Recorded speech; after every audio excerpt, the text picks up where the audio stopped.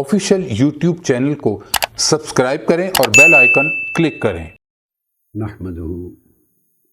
ونصلی ونسلم علی سیدنا و مولانا محمد رسولہ النبی الامین المکین الحنین الکریم الرؤوف الرحیم، اما بعد فاعوذ باللہ من الشیطان الرجیم، بسم اللہ الرحمن الرحیم۔ ولما ضرب ابن مریم مثلا اذ قومک منہ یصدون وقالوا اآلہتنا خیر ام هو ما ضربوه لك الا جدلا بل هم قوم خصمون۔ صدق اللہ مولانا العظیم۔ معزز حاضرین اور سامعین و ناظرین، الحمدللہ تعالی آج ہم مقام رسالت اور حجیت حدیث و سنت کے سلسلہ وار موضوع اور گفتگو کے باب میں سورہ زخرف کی آیت نمبر 57 اور 58 کا مطالعہ کر رہے ہیں۔ یہ آیات کریمہ جن کا مطالعہ پچھلی چند نشستوں سے جاری ہے، قرآن مجید کے مختلف مقامات سے، یہ وہ آیات ہیں اور وہ قرآنی مقامات ہیں جہاں اللہ تبارک و تعالی نے صرف اطاعت رسول کا بالتخصیص ذکر فرمایا اور حکم دیا ہے۔ اس سے قبل ہم قرآن مجید کے ان 22 مقامات کا مطالعہ ختم کر چکے ہیں جہاں اللہ تبارک و تعالی نے ایک ہی آیت میں اور ایک ہی مقام پر بیک وقت اطاعت الہی اور اطاعت رسول دونوں کو بیان کیا، دونوں کا ذکر کیا، دونوں کا حکم دیا اور دونوں اطاعتوں کو یکجا کر کے ایک اطاعت کر کے سمجھایا۔ اس کے بعد ہم نے ان 20 آیات کریمہ کا اس کے علاوہ انتخاب کیا جہاں اللہ تبارک و تعالیٰ نے صرف اطاعت رسول کا ذکر کیا ہے اور اسی پر ایمفسائز کیا ہے، اور اطاعت الہی از خود اطاعت رسول کے معنی میں اور حکم میں شامل ہے۔ سورہ زخرف کی اس آیت نمبر 57 اور 58 میں حضور نبی اکرم صلی اللہ تعالیٰ علیہ وآلہ وسلم ہی کی اطاعت کی اہمیت اور کفار اور منافقین ان کے ہاں اس اطاعت کی نفی اور اس نفی کے لیے یا اس اطاعت سے انحراف کے لیے ان کا جھوٹا من گھڑت استدلال، ان کا زعم باطل، ان دونوں چیزوں کا ذکر کیا جا رہا ہے۔ ارشاد فرمایا گیا وَلَمَّا ضُرِبَ ابْنُ مَرْيَمَ مَثَلًا، جب حضور علیہ الصلوۃ والسلام کی اطاعت کے لیے اور حضور علیہ الصلوۃ والسلام کی اتباع کے لیے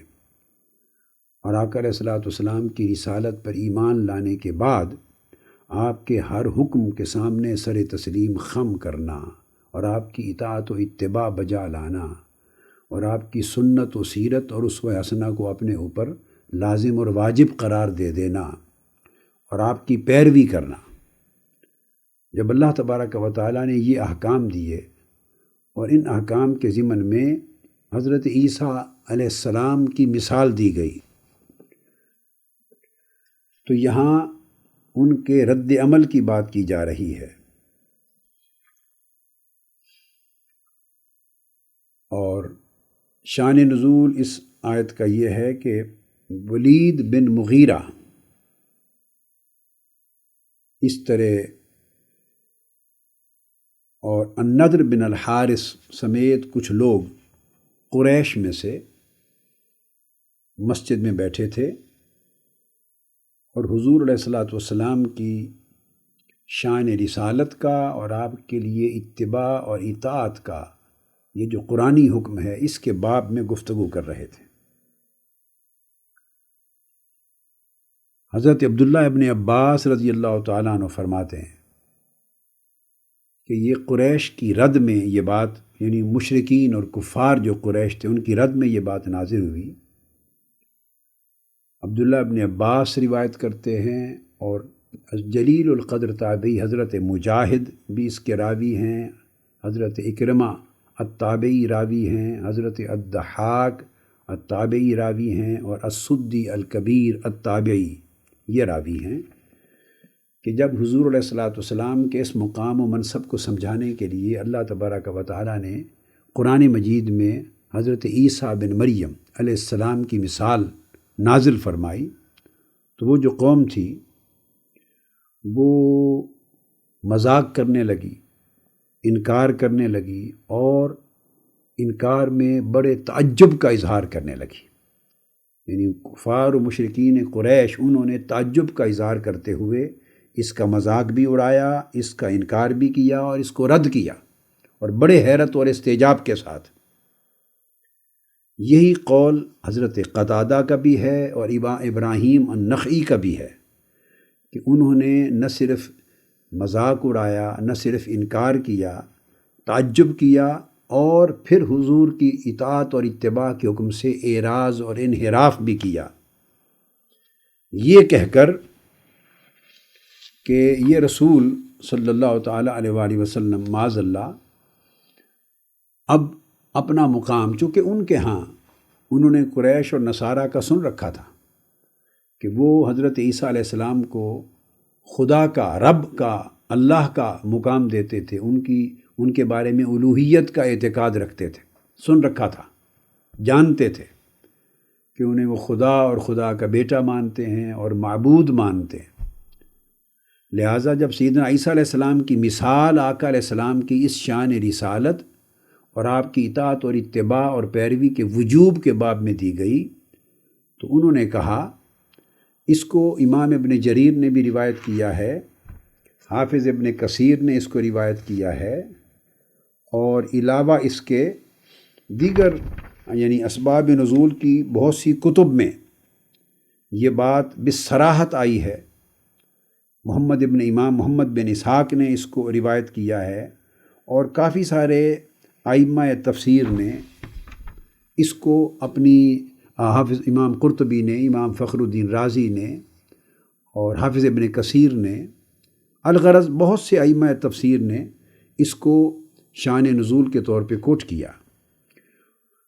وہ بیان کرتے ہیں، امام ابن جریر طبری نے حضرت عبداللہ ابن عباس رضی اللہ تعالیٰ عنہ سے بیان کرتے ہیں کہ جب یہ آیت کریمہ اتری تو پھر انہوں نے یہ جو ان کا میں نے ذکر کیا، قریش نے جو اپنے اجتماع میں، مجمع میں بحث کی، گفتگو کی، پھر ان قریش نے آقا علیہ السلام سے پوچھا کہ آپ ابن مریم کو کیا جانتے ہیں، یعنی عیسیٰ ابن مریم کون تھے، کیا تھے؟ قال ذاک عبد اللہ و رسولہ، حضور علیہ السلام نے فرمایا وہ اللہ کے برگزیدہ بندے اور اللہ کے رسول تھے۔ اب چونکہ آقا علیہ السلام کا اپنا پیغام اور اپنی دعوت بھی یہی تھی کہ عبداللہ و رسولہ، کہ وہ اللہ کے برگزیدہ بندے بھی ہیں، اللہ کے نبی اور رسول ہیں، جیسے کہ عیسیٰ علیہ السلام اللہ کے برگزیدہ بندے اور اللہ کے رسول تھے، اور ساتھ ہی آقا علیہ السلام کی اطاعت اور اتباع کے وجوب کا اور آپ کی شان رسالت کا حکم آیا۔ اب ان قریش اور کفار مشرکین کے مکہ میں جو تصور تھا عیسیٰ علیہ السلام کا، وہ تو یہ تھا کہ جو نصارہ ہیں وہ تو عیسیٰ علیہ السلام کو اپنا رب مانتے ہیں، خدا مانتے ہیں، اور حضور علیہ السلام نے عیسیٰ علیہ السلام کا وہی درجہ بیان کیا، عبدہ و رسولہ، جو اپنی ذات اقدس کے لیے بیان فرما رہے تھے،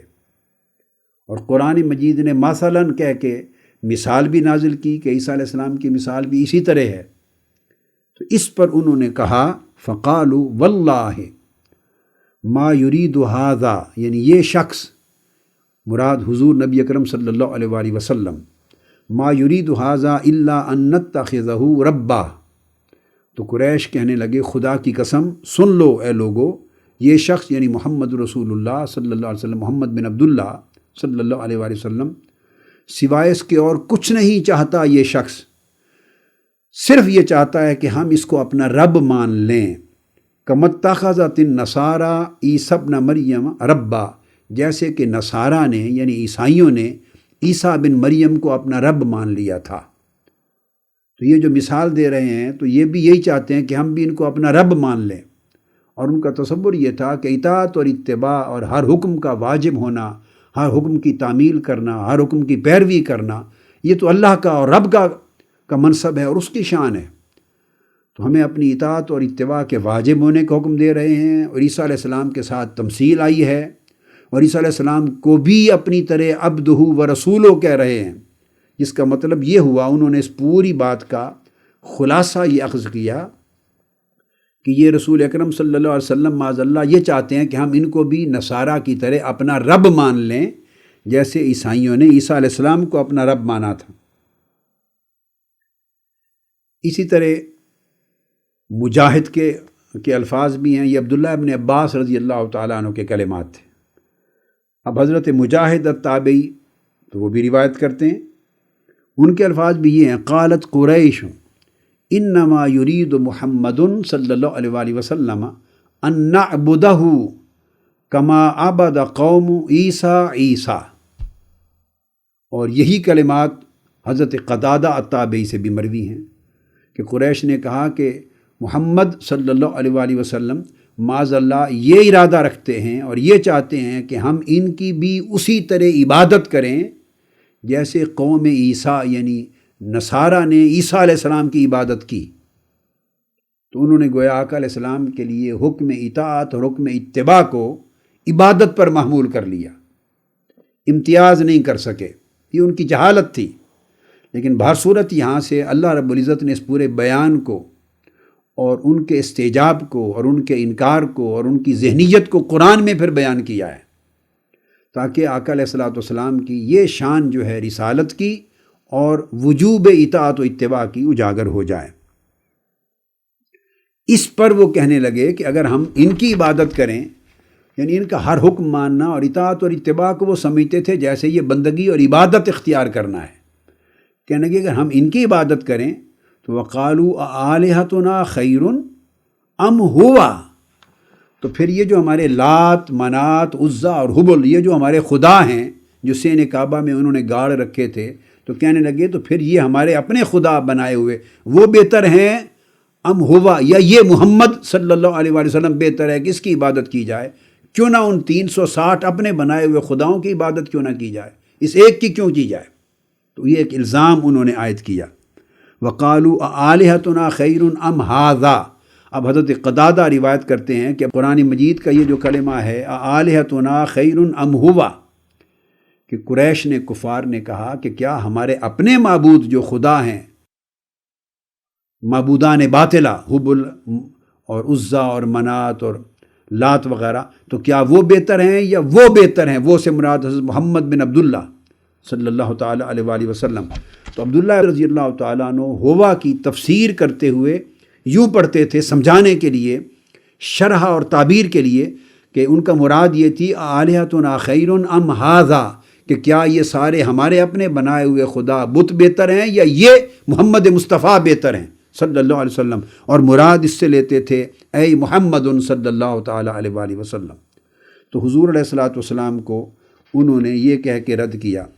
اس پر قرآن مجید نے اللہ تبارک و تعالیٰ نے ان کے اس استجاب کا، اس انکار کا اور اس باطل گمان کا رد کرنے کے بعد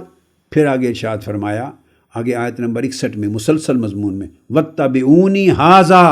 صِرَاطٌ مستقیم، کہ حضرت عیسیٰ علیہ السلام کی زبان اقدس سے بھی اور یہ آقا علیہ السلام کے لیے فرمایا کہ میری اتباع کرو، اور یہی سیدھی راہ ہے، یہی ہدایت کی راہ ہے، میری اتباع کرو، یہی راہ ہدایت ہے۔ اور پھر انہوں نے عیسیٰ علیہ السلام کی مثال دوبارہ دی کہ جب عیسیٰ علیہ السلام اللہ کی طرف سے معجزات اور دلائل اور آیات و بینات لے کے آ گئے تو اپنی قوم کو انہوں نے بتایا کہ میں اللہ کی طرف سے حکمت اور دلائل اور براہین حق لے کر آیا ہوں، اور جو تمہارے درمیان جن چیزوں پر عقائد میں اختلاف ہے اس کا حل کر کے تمہیں حق سے آگاہ کرنے کے لیے آیا ہوں۔ تو پھر فرمایا کہ یہ جو نبی صلی اللہ علیہ وآلہ وسلم میرے محبوب مکرم تمہیں اللہ کا خوف اور اپنی اطاعت اور اتباع کا حکم دے رہے ہیں، یہی حکم ہے جو عیسیٰ علیہ السلام نے بھی اپنی قوم کو دیا تھا، وَاتَّبِعُونِ ھَذَا صِرَاطٌ مستقیم، کہ میری اتباع کرو، وَاتَّبِعُون میری اتباع کرو، اور یہی صراط مستقیم ہے۔ یہی پیغام عیسیٰ ابن مریم کا بھی تھا اپنی قوم کے لیے، یہی پیغام میرے حبیب مکرم صلی اللہ علیہ وآلہ وسلم بھی اپنی قوم کو دے رہے ہیں۔ اور جملہ انبیاء اور رسل جتنے آئے سب اپنی اقوام کو، اپنی قوموں کو یہی ایک ہی پیغام دیتے رہے کہ اللہ کی عبادت کرو اور اس کا تقوی اختیار کرو، اور ہر رسول کہتا رہا کہ میری اطاعت اختیار کرو، کہ اللہ کی عبادت اور رسول کی اطاعت یہ صراط مستقیم ہے۔ اور جب رسول کی اطاعت کی بات ہوئی تو اس سے مراد واضح ہے کہ وہ رسول کی سنت کی اطاعت ہے، رسول کی سنت کی پیروی ہے۔ تمام مفسرین جہاں بھی ایک بات بڑی اہم ہے، ذہن نشین کر لیں، جہاں بھی یہ کلمہ آتا ہے فاتقوا اللہ واطیعون، یا اطعنا کا کلمہ آتا ہے، تنہا اکیلا اطعنا ہم نے اطاعت کی، سمعنا واطعنا ہم نے سنا اور ہم نے اطاعت کی، اطیعون میری اطاعت کرو، جہاں ایک ہی بار حکم آتا ہے اطاعت کا، تمام مفسرین کا اس بات پر اجماع ہے، اوائل قرون سے لے کر آج تک بلا اختلاف، کہ اس سے مراد فقط اور فقط اور فقط اطاعت رسول ہوتی ہے، اس سے مراد محض اطاعت رسول ہوتی ہے، کیونکہ اس اطاعت رسول کے حکم میں اطاعت الہی از خود شامل ہوتی ہے۔ جیسا کہ سورہ النور کے حوالے سے میں پہلے پچھلی کسی نشست میں عرض کر چکا ہوں کہ جب اللہ تبارک و تعالیٰ نے فرمایا کہ مومن ہوتے منافقوں کی بات کو رد کرنے کے بعد، فرمایا اگر مومن ہوتے تو ان کا قول یہ ہوتا انما کان قول المؤمنین اذا دعوا الی اللہ ورسولہ لیحکم بینہم ان یقولوا سمعنا واطعنا، اگر مومن ہوتے تو جب انہیں اللہ اور اللہ کے رسول کی طرف بلایا گیا تھا کہ آؤ، تاکہ اللہ رسول کی طرف آؤ، تاکہ رسول تمہارے ڈسپیوٹس کو، جن جن چیزوں پر تمہارا اختلاف ہے، آؤ میری طرف تاکہ میں حق کا فیصلہ سنا دوں۔ تو حضور علیہ السلام کے لیے بھی یہی بات سورہ النور میں فرمائی گئی کہ جب انہیں بلایا جاتا ہے آؤ تاکہ یہ رسول تمہارے اختلافات کا فیصلہ کر دیں صلی اللہ علیہ وسلم، اور تمہیں حق کی ڈگری، حق کا فیصلہ سنا دیں، تو فرمایا اگر مومن ہوں تو وہ ان کے پاس سوائے اس کے کوئی اور جواب نہیں ہوگا، ان یقولوا سمعنا واطعنا، وہ کہیں گے جی ہاں یا رسول اللہ صلی اللہ علیہ وسلم، ہم نے آپ کا حکم سن لیا اور آپ کے حکم کی اطاعت کی۔ تو سننا یہ بھی سماع قبول ہے، اور اطاعت جو ہے یہ اطاعت تعمیل ہے۔ اس پر تمام مفسرین ان کا کہنا ایک ہی ہے کہ اس کا معنی ہے سمعنا قول رسول اللہ صلی اللہ علیہ وآلہ وسلم واطعنا امرہ، کہ ہم نے رسول پاک صلی اللہ علیہ وسلم کا فرمان سن لیا اور حضور کے امر کی اطاعت قبول کر لی، اس کو اپنے اوپر واجب جان لیا۔ اور جہاں ظالم لوگ اور منافق لوگ اعراض کرتے ہیں، جس کا ذکر اوپر آیا کہ یقولون آمنا باللہ وبالرسول واطعنا ثم یتولی فریق منہم، کہ پہلے زبان سے منافقوں کا حال یہ ہے کہ کہتے ہیں ہم اللہ اور اس کے رسول پر ایمان لائے اور اطاعت کی، تو آپ نے دیکھا اطاعت کو ایمان کے ساتھ جوڑ دیا گیا ہے۔ ایمان بن ہی نہیں سکتا جب تک اس کے ساتھ اطاعت رسول متصل نہ ہو، یہ ناگزیر ہیں۔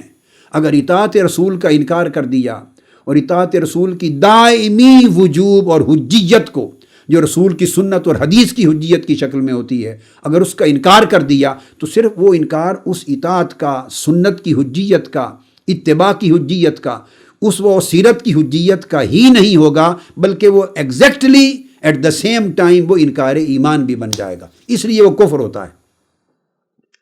تو اس لیے ان کے لیے فرمایا کہ یہ جو انکار کر دیتے ہیں وہ بھی فرمایا الاعراض عن حکم الرسول، تمام مفسرین کا اس بات پر اجماع ہے، جہاں ایسی بات آتی ہے تو وہ انکار کرنا، اعراض کرنا، سر گردن پھیر لینا، مڑ جانا، جیسے اذا فریق منہم معرضون سورہ النور کی، اس آیت میں فرمایا۔ تو وہ موردون جہاں بھی آیا ہے وہ اس سے مراد لیتے ہیں الاعراض عن حکم الرسول، اللہ کے رسول کے حکم سے اعراض کرنا، حکم الہی کی بات نہیں کی جاتی یہاں۔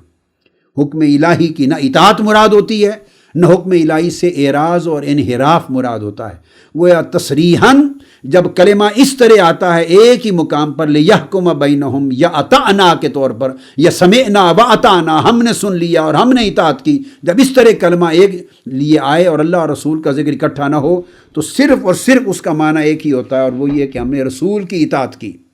اور اگر پھر جانے کی بات آئے تو مراد ہوتا ہے کہ رسول کے حکم سے پھر گئے، حکم رسول اور سنت رسول کی حجیت سے پھر گئے۔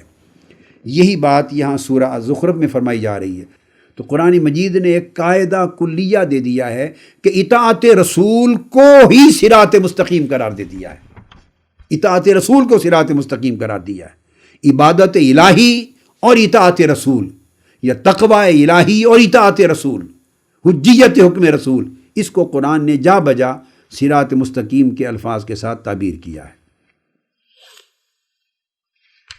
اس چیز کو جب ہم یعنی صراط مستقیم کا یہ کلمہ جو عبادت الہی اور اطاعت رسول اور حجیت حکم رسول اور اتباع رسول کے باب میں آیا ہے، اس کا جب جائزہ لیتے ہیں تو صراط مستقیم کی تفسیر بھی بہت سے ائمہ نے انہی الفاظ کے ساتھ کی ہے۔ خود صراط مستقیم کا معنی بھی اس طرح بیان کیا گیا ہے کہ اس میں خود حضور صلی اللہ تعالیٰ علیہ وآلہ وسلم ہی کی ذات اقدس کی اطاعت اور اتباع کو، اور آپ کی ذات اقدس ہی کو صراط مستقیم سے تعبیر کیا گیا ہے، اور آپ کی اسوہ مبارکہ کی پیروی کو صراط مستقیم سے تعبیر کیا گیا ہے۔ کہ یہ جو قرآن مجید کی پہلی صورت میں جب بار بار قرآن میں یہ لفظ آیا ہے نا، ھذا صراط مستقیم، یعنی فاطیعون، میری اطاعت کرو، اور فاعبدوہ، اور اللہ کی عبادت کرو، ھذا صراط مستقیم، تو حضور نے ہمیشہ اور ہر پیغمبر نے ہمیشہ اللہ کی عبادت کے ساتھ اپنی اطاعت کو صراط مستقیم سے تعبیر کیا۔ یہی لفظ صراط مستقیم قرآن مجید کی بالکل پہلی صورت میں بھی آیا ہے، اور سب سے پہلی بار جہاں قرآن میں استعمال ہوا صراط المستقیم سورہ فاتحہ میں، اعوذ باللہ من الشیطان الرجیم، اہدنا الصراط المستقیم صراط الذین انعمت علیہم، اے اللہ میں سیدھی راہ دکھا، الصراط المستقیم کی ہدایت عطا کر۔ اس کی تفسیر جو سیدنا امام حسن بصری رضی اللہ تعالیٰ عنہ سے مروی ہے، اور ابو العالیہ رضی اللہ تعالیٰ عنہ سے مروی ہے، یہ جلیل القدر تابعی ہیں، حضرت رفیع بن مہران الریاحی، کنیت ابو العالیہ رفیع بن مہران الریاحی، یہ 90 ہجری میں ان کا وصال ہو گیا تھا، اور جلیل القدر تابعین میں سے ہیں، حتیٰ کہ امام حسن بصری سے بھی پہلے وصال ہوا اس کو۔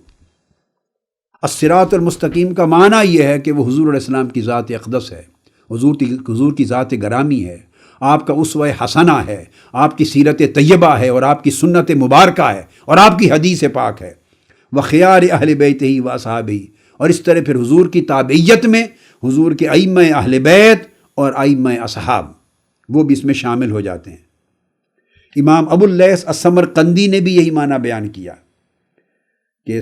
بلکہ وہ تو بیان کرتے ہیں کہ جب ابو العالیہ نے یہ معنی بیان کیا کہ الصراط المستقیم سے مراد رسول اکرم صلی اللہ علیہ وآلہ وسلم کی ذات اقدس اور ان کا نقش قدم اور ان کی سیرت طیبہ اور ان کی سنت مبارکہ اور ان کی احادیث ہیں اور ان کا اسوہ ہے، حضور کی ذات اقدس ہے، اور جو کچھ حضور کی ذات اقدس سے صادر ہے، یہ معنی جب حضرت ابو العالیہ التابعی نے کیا اور یہ امام حسن بصری رضی اللہ تعالیٰ عنہ تک پہنچا تو فقال صدق واللہ وناسا، خدا کی قسم ابو العالیہ نے سچ کہا، یہی معنی ہے الصراط المستقیم کا۔ امام ماوردی نے بھی اپنی تفسیر میں روایت کیا ہے، حضرت عبد الرحمن بن زید بن اسلم رضی اللہ تعالیٰ عنہ، یہ بھی جلیل القدر تابعی ہیں، اور انہوں نے پھر اپنے والد زید بن اسلم سے، اور یہ پھر سارے عبداللہ ابن عباس رضی اللہ تعالیٰ عنہ تک ان کی روایات چلی جاتی ہیں، انہوں نے بھی یہی معنی بیان کیا کہ الصراط المستقیم سے مراد حضور صلی اللہ علیہ وآلہ وسلم کی ذات گرامی، ان کی سنت طیبہ اور ان کا اسوہ حسنہ، اس کو اپنے اوپر لازم کر لینا اور اپنے اوپر واجب کر لینا ہے۔ تو اس کے بعد اب قرآن مجید کی ایک اور آیت جو آج کے اس مضمون میں آخری ریفرنس دے رہا ہوں، پھر ہم اس کو کنکلوڈ کرنے کی طرف آتے ہیں۔ اس کے بعد دیگر تیسری کیٹیگری کی ان آیات کریمہ کے مطالعہ کی طرف آئیں گے جن میں لفظ اطاعت، یہ میں نے منتخب کی تھیں 42 آیات قرآن مجید کی، وہ جس میں حضور علیہ السلام کی سنت کی حجیت کا ذکر اور اسوہ مبارکہ کی حجیت دائمہ کا ذکر لفظ اطاعت کے ساتھ آیا ہے۔ اب اس کے علاوہ بے شمار آیات ہیں جو تیسری کیٹیگری ہے کہ جن میں اس سے بھی کہیں زیادہ زوردار طریقہ سے اور تاکیدات کے ساتھ حضور کی سنت کی حجیت کا اور آپ کے ہر حکم کی حجیت مطلقہ کا ارشاد آیا ہے قرآن مجید میں، مگر اس کے لیے صیغے اور الفاظ جدا جدا ہیں۔ اس کے بعد ہم نیکسٹ نشست میں انشاءاللہ ان آیات کریمہ کا مطالعہ شروع کریں گے۔ آج کی آخری آیت جو اس مطالعہ میں شامل ہوگی وہ سورہ نوح کی ہے۔ اس کے کلمات بھی وہی ہیں۔ سیدنا نوح علیہ السلام نے اپنی قوم کو کہا، اعوذ باللہ من الشیطان الرجیم، انا ارسلنا نوحا الی قومہ ان انذر قومک من قبل ان یأتیہم عذاب علیم قال یا قوم انی لکم نذیر مبین ان اعبدوا اللہ واتقوہ واطیعون۔ نوح علیہ السلام نے اپنی قوم کو اسی طرح کہا، ہم نے نوح علیہ السلام کو بھیجا اپنی قوم کی طرف اور فرمایا کہ اے نوح اپنی قوم کو عذاب سنائیں آخرت کا اور دوزخ کا، آخرت کے عذاب کی خبر دیں قبل اس کے کہ وہ عذاب دردناک عذاب آ جائے۔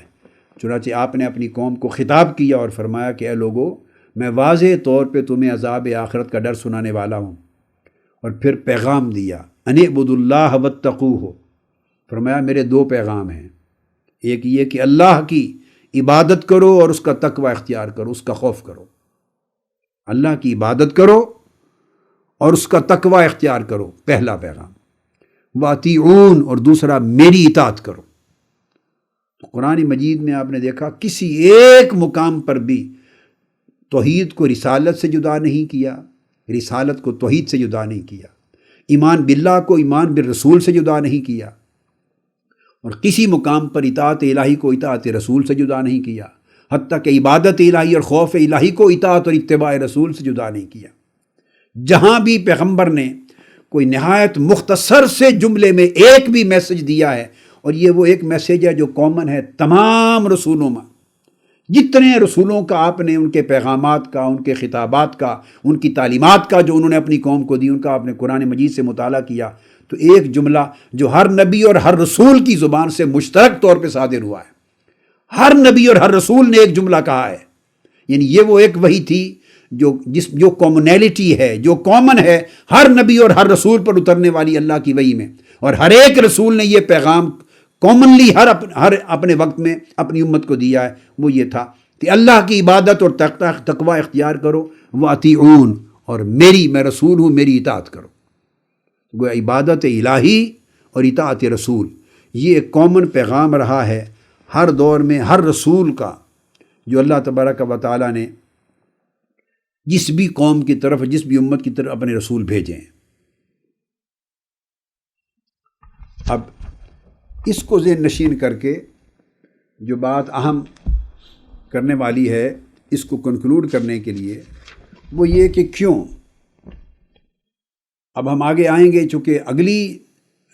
قسم کی آیات کا مطالعہ اگلی نشست سے انشاءاللہ تعالیٰ شروع کر رہے ہیں۔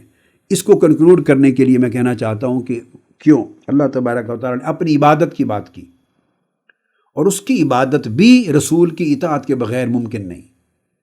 اللہ تعالیٰ کی عبادت بھی رسول کی اتباع اور اس کے حکم اور اس کے شعار حیات اور اس کے اسوہ حسنہ اور اس کی سیرت طیبہ اور اس کی سنت کے بغیر اللہ رب العزت کی عبادت بھی عملاً ممکن نہیں۔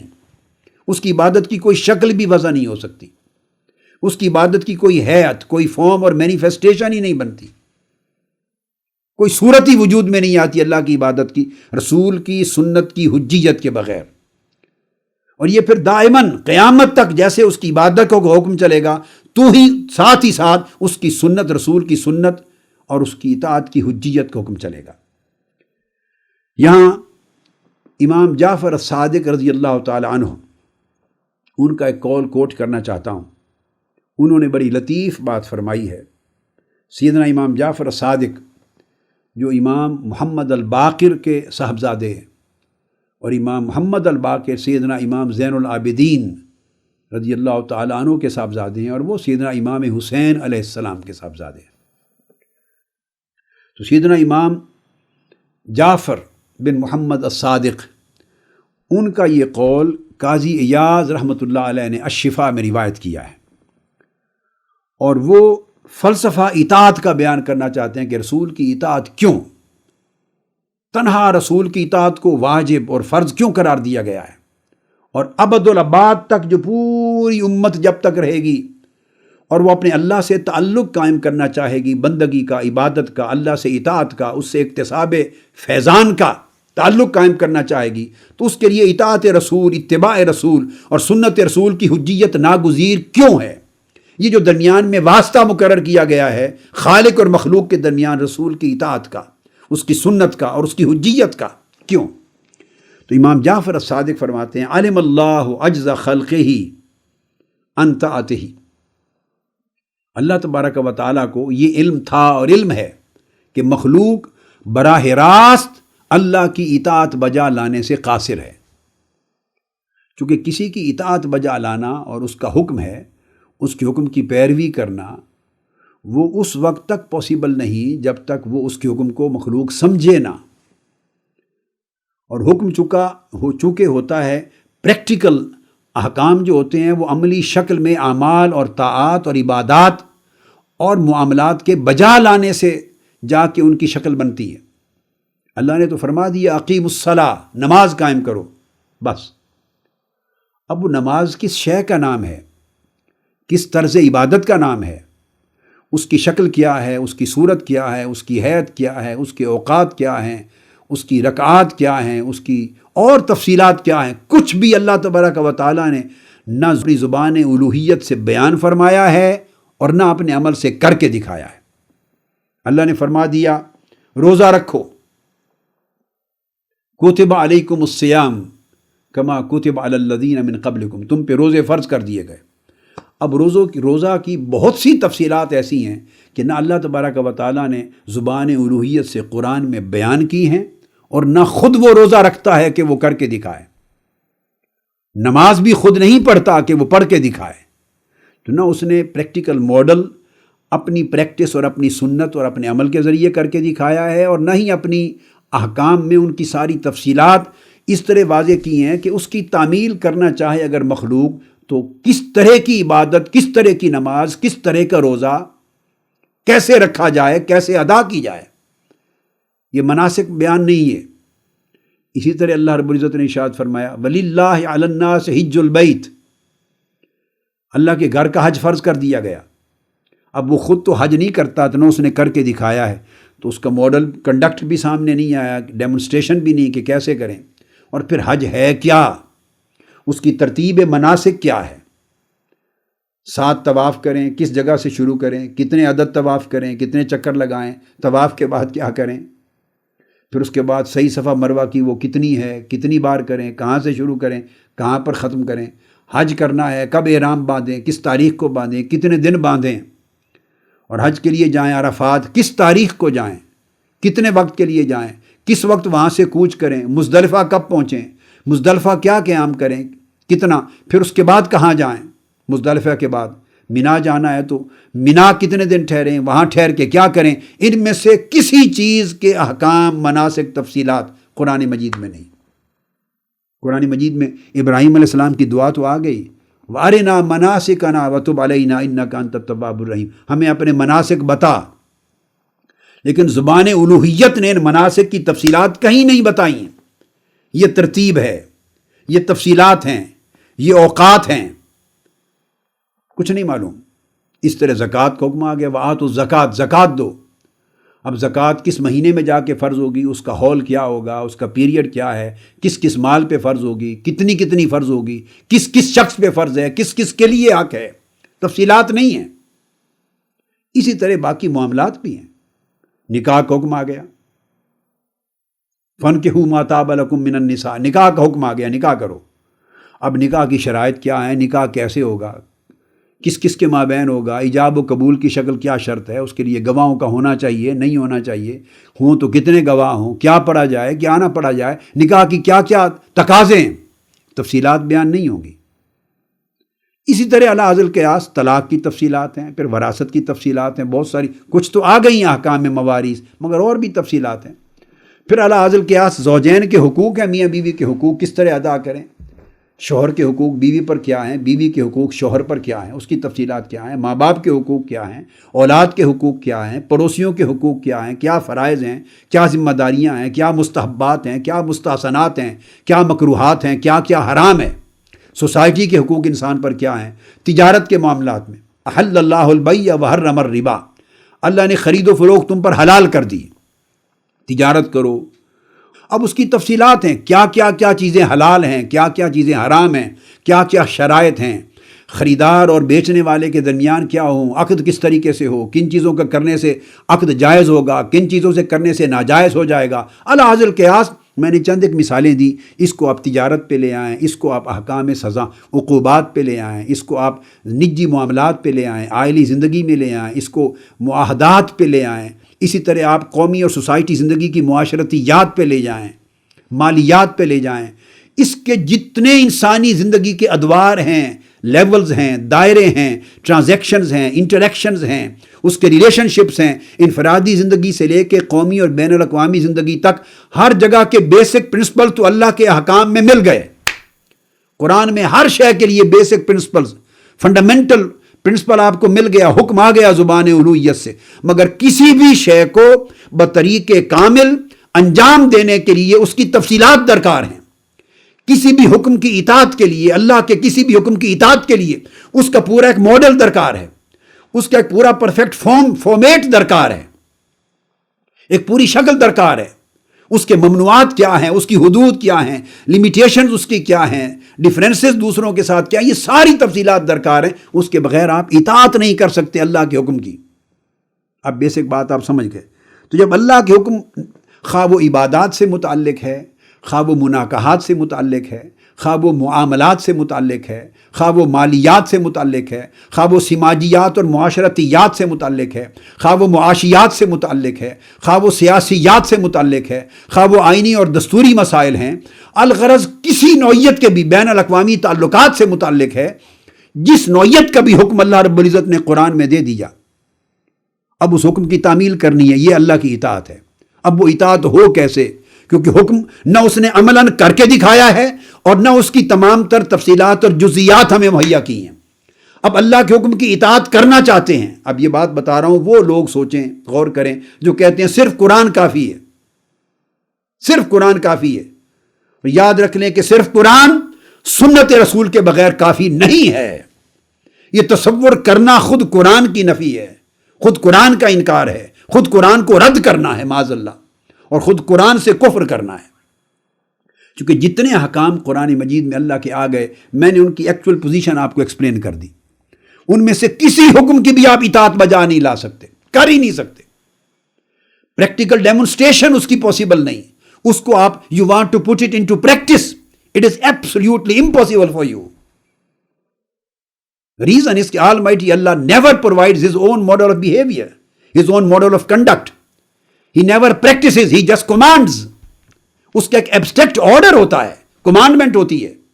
He doesn't put his own command into practice. He is beyond that. تو اس نے تو order دے دیا. Now you want to put it into practice. You want to obey to his commandment. You want to submit before his commandment. You want to follow his commandments. آپ چاہتے ہیں آپ follow کریں، کیا کریں گے؟ اللہ تعالیٰ کی اطاعت کرنا چاہتے ہیں، تو کوئی حکم بھی اللہ تعالیٰ کا آپ بجا نہیں لا سکتے، کیونکہ اس کے بہت سارے تقاضے اس حکم کو عملی زندگی میں کرنے کے ایسے ہیں جو قرآن میں اللہ کے حکم میں نہیں ہیں۔ وہ رسول ہی کے ذمے تھے، اس لیے تو رسول بھیجے جاتے ہیں، ورنہ وہ آپ میں سے ہر ایک کو ڈائریکٹ اپنی وحی نہ کر دیتا، ہر ایک کی طرف آیتیں نازل کر دیتا، وہ نظام ہی بدل دیتا، درمیان سے نبوت اور رسالت کو نکال دیتا معاذ اللہ۔ وہ ہر ایک کو ڈائریکٹ اپنا کمانڈ اس کے ذہن میں ڈال دیتا، بندے کے شعور میں ڈال دیتا، بندے کے فہم میں ڈال دیتا، سوئے ہوئے بندے کے دل میں القاء کر دیتا، اور اتنا القاء کرتا کہ جاگتا صبح تو اس کے شعور میں راسخ ہوتی کہ وہ بات کہ یہ مجھے القاء آیا ہے، تو وہ عمل کر سکتا، مگر یہ پاسبل نہ تھا۔ اللہ کو کیا مجبوری تھی رسولوں کو قائم کرنے کی، متعین کرنے کی؟ معاذ اللہ اللہ کی کیا احتیاج اور حاجت مندی اور مجبوری تھی اپنے اور ہمارے درمیان ایک نبی اور رسول کو مقرر کرنے کی؟ اللہ تو محتاج نہیں ہے، وہ تو جیسے چاہتا اپنی ہدایت مخلوق تک پہنچا دیتا، جیسے چاہتا اپنا امر ہم تک پہنچا دیتا، اس کی کوئی مجبوری نہیں تھی۔ مجبوری ہماری تھی کہ ہم فالو نہیں کر سکتے، ہم اس کے حکم کو انڈرسٹینڈ نہیں کر سکتے، اس کے حکم کو پریکٹس میں نہیں ڈال سکتے، اس کے حکم پر اوبیڈینس اور سبمیشن پریکٹیکلی نہیں کر سکتے،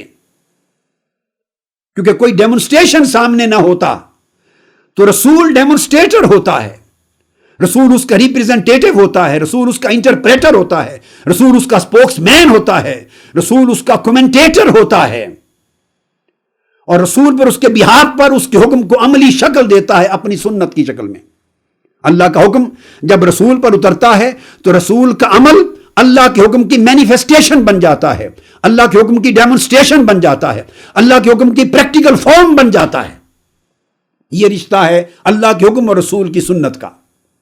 پھر رسول اس کی تفصیلات بیان کرتا ہے، پھر اپنی زندگی میں خود کرتا ہے اور کر کے ایک نمونہ دکھاتا ہے۔ اس لیے فرمایا گیا لَقَدْ كَانَ لَكُمْ فِي رَسُولِ اللَّهِ أُسْوَةٌ حَسَنَةٌ، رسول کی ذات میں تمہارے لیے اسوہ حسنہ ہے، نمونہ عمل ہے، نمونہ حیات ہے۔ بس رسول کو دیکھتے جاؤ اور پیروی کرتے جاؤ، یہی اللہ کے حکم کی اطاعت بن جائے گی۔ یہ ایکسپلینیشن ہے ان قرآنی آیات کی، اور یہی بات امام جعفر صادق نے کہی کہ اللہ کو معلوم تھا کہ مخلوق عاجز ہے، بے بس ہے کہ وہ اللہ کی اطاعت کر سکے، ان طاعت ہی، اللہ کے کسی حکم کی اطاعت کر ہی نہیں سکتی از خود۔ فعرفہم ذالک لکی یعلموا انہم لا ینالون الصف من خدمتہ، تو اللہ تعالیٰ نے انہیں جنا دیا، جتوا دیا، انہیں اس بات کی معرفت دے دی اور اس کے ذہن میں ڈال دیا کہ تم اللہ تبارک و تعالیٰ کی خدمت، اس کی عبادت، اس کی اطاعت از خود بجا نہیں لا سکتے، تمہارے اندر وہ استعداد نہیں، وہ صلاحیت نہیں۔ اللہ تو تم سے کلام ہی نہیں کرتا، تم کچھ پوچھنا چاہو سوال تو وہ تمہارا سوال ہی نہیں، اللہ تبارک و تعالیٰ آنسر کرتا۔ اس نے تو کہہ دیا ما کان لبشر ان یکلمہ اللہ الا وحیا، کسی بشر کی مجال ہی نہیں کہ اللہ اس سے کلام کرے، وہ جب بھی کلام کرے گا اپنے نبی پر کرے گا، اس وحی کی صورت میں کرے گا۔ تو اس لیے فرمایا فاقام بینہم، اب یہ کلمات جو عبارت پڑھ رہا ہوں امام جعفر الصادق رضی اللہ تعالیٰ عنہ کی ہے، فاقام بینہم وبینہ مخلوقا من جنسہم فی الصورہ، تو پھر اللہ تبارک و تعالیٰ نے مخلوق کی اس عاجزی، کمزوری اور مجبوری کو جانتے ہوئے اس نے چاہا کہ یہ میرے حکم کی اطاعت کرے، میری عبادت کرے، میری خدمت بجا لائیں، میرے احکام کی بجا آوری کریں۔ اس مقصد کے لیے اللہ تعالیٰ نے اپنے اور مخلوق کے درمیان مخلوق صورتاً مخلوق کی جنس میں سے، صورتاً مخلوق کی جنس میں سے ایک مخلوق کو، ایک انسان کو مقرر کیا، اور مخلوق کے ساتھ اس کا تعلق فرمایا صورتاً، کہ وہ جنس مخلوق میں سے ہے، جنس بشریت میں سے، جنس انسانیت میں سے ہے، صورتاً مقرر کیا۔ وَأَلْبَسَهُ مِن نَعْتِهِ الرَّأْفَةِ وَالرَّحْمَةِ، مِن نَعْتِهِ الرَّأْفَةَ وَالرَّحْمَةِ، اور اللہ تعالیٰ نے مخلوق کی صورتاً اس نبی اور رسول کو مخلوق کی جنس میں سے بنایا، اور صفاتاً اللہ تعالیٰ نے اسے اپنی صفات کا، رسول کو اپنی صفات کا، اپنے اوصاف کا، اللہ پاک نے ان کو لباس پہنایا، رحمت اور رحمت عطا کی۔ اللہ اگر رؤوف ہے تو رسول اکرم کو بھی رؤوف بنایا، اللہ رحیم ہے تو اپنے محبوب رسول کو بھی رحیم بنایا، اللہ شہید ہے تو حضور کو بھی شہید بنایا، اللہ کریم ہے تو اپنے رسول کو بھی کریم بنایا۔ تو رافت و رحمت کی وہ اپنی صفات کا لباس اڑایا۔ وَأَخْرَجَهُ إِلَى الْخَلْقِ صَفِيرًا صَادِقًا، اور پھر اللہ تبارک و تعالیٰ نے اسے اپنی صفات کا اس کا معنی اپنی صفات کا مظہر بنایا، تاکہ وہ اللہ تبارک و تعالیٰ سے ریسیو کر سکے، اور وہ جو عجز تھا، مجبوری تھی، کمزوری تھی، نقص تھا مخلوق میں کہ وہ اللہ کے ریسیپینٹ نہیں بن سکتے تھے، اس سے ڈائریکٹلی ریسیو نہیں کر سکتے تھے، تو اللہ تبارک و تعالیٰ نے نبی اور رسول کو اپنی صفات کا مظہر بنا کر اپنا ریسیپینٹ بنا دیا، اس میں وہ استعداد، ایبیلٹی اور کیپیبلٹی رکھ دی اور کمپیٹنس رکھ دی، اتنی کہ وہ اللہ سے ڈائریکٹ ریسیو کر سکے، ابزورب کر سکے اللہ تبارک و تعالیٰ سے، اور اس کے بعد اس کو پھر مخلوق کی طرف اپنا سچا سفیر بنا کے بھیج دیا، جس کو میں نمائندہ اور ریپریزنٹیٹو کہتا ہوں، جب اپنا سفیر بنا کے بھیج دیا تو پھر امام جعفر صادق فرماتے ہیں وَجَعَلَ طَاعَتَهُ پس اس وجہ سے اللہ نے اس رسول کی اطاعت کو اپنی اطاعت قرار دے دیا، وَمُوَافَقَتَهُ